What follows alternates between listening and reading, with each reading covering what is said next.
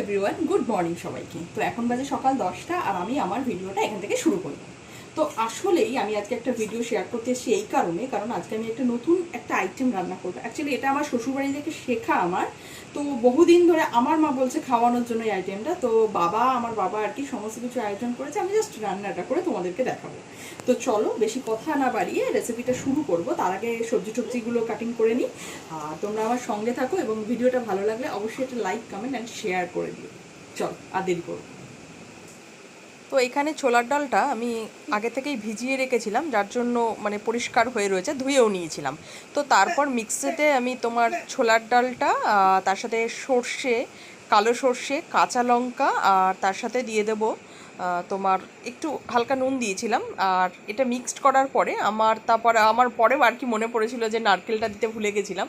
তো তারপর আমি হাফ নারকেল আর কি মাকে কুটতে বলে দিয়েছিলাম, তাই মা এখানে নারকেলটা কুড়ে নিচ্ছিল। তারপর আমি এই মিক্সারের মধ্যে আর কি নারকেলটাকে একটুখানি মিক্সড করে নিয়েছিলাম, হালকা মিক্সড আর কি। তো তারপরে এই কচুর লতিটাকে তোমার নারকেল কুচো মানে নারকেল কোড়ানো তার সাথে দিয়ে দিয়েছিলাম। তোমরা আর কি ধীরে ধীরে দেখতে থাকো। এই আইটেমটা কিন্তু বেশ আমার খুব পছন্দের, মানে বিয়ের পর আমি শ্বশুরবাড়িতে খেয়ে এসেছি এটা, যার জন্যই আমার মাকে খাওয়ানো কথা আমি বলেছিলাম আর কি। মাও খেয়েছে ওই বাড়ি থেকেই, সেই কারণে মায়ের খুব পছন্দ হয়েছিল, যার জন্য মা প্রায় দিনই আমাকে বলতো যে এই আইটেমটা একদিন একটু রান্না করতে। তাই আমি সেদিনকে যেহেতু সব কিছুই ছিল ঘরে, কচুরলতিটাও বাবা এনে দিয়েছিল, সেই কারণে আমি বললাম চলো করে নিই।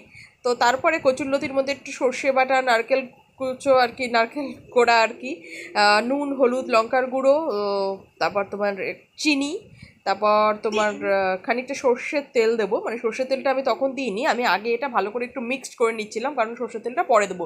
সর্ষের তেলটা আগে দিলে না হাতে একটু মানে একটুখানি লাগে, তো সেই কারণে আমার একটু বাতিক আছে আর কি। তো যার জন্য আমি ওটাকে একটু পরে দিয়েছিলাম। পরে সর্ষের তেলটা বেশি করে দিয়ে এটাকে ভালো করে হাত দিয়ে, প্রায় যেরকম মানে কষাই আমরা চিকেন হাত দিয়ে, ঠিক সেভাবেই এটাকেও ভালো করে মিশ্রণটাকে মাখতে হবে।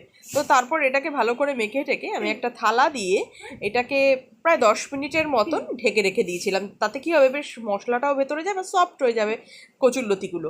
তো তারপর আমি এটা কড়াই নিয়ে নিয়েছিলাম এবং সেখানে দিয়ে দিয়েছিলাম তেল, এবং তেলটাকে ভালো করে গরম করে ওই মিশ্রণটাকে নিয়ে পুরো সারা কড়াইতে এটাকে ছড়িয়ে দিয়েছিলাম। যদিও এই পাতুরিটা পাতাতেও করা যায়, কিন্তু আমার যেহেতু পাতার আনার অভাব ছিল, সেই কারণে আমি কড়াইতেই করেছিলাম।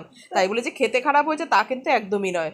তো তারপর এক পিঠ হয়ে এসেছিল, মানে খেতে খুব অসাধারণ হয়েছিল, খাটনিটা মারাত্মক কিন্তু পড়েছিল।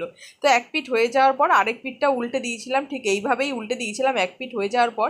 তো 2 পিঠ যথারীতি হয়ে গেছে, এবং তারপর আমি নামিয়ে নিয়েছিলাম আমার ছোলার ডাল দিয়ে কচুরলতির পাতুরি। তো এইভাবেই রেডি হয়ে গেল, এবং খেতে কিন্তু অসাধারণ হয়েছিল। তোমরাও একবার ট্রাই করে দেখতে পারো। চলো টাটা, বাই বাই।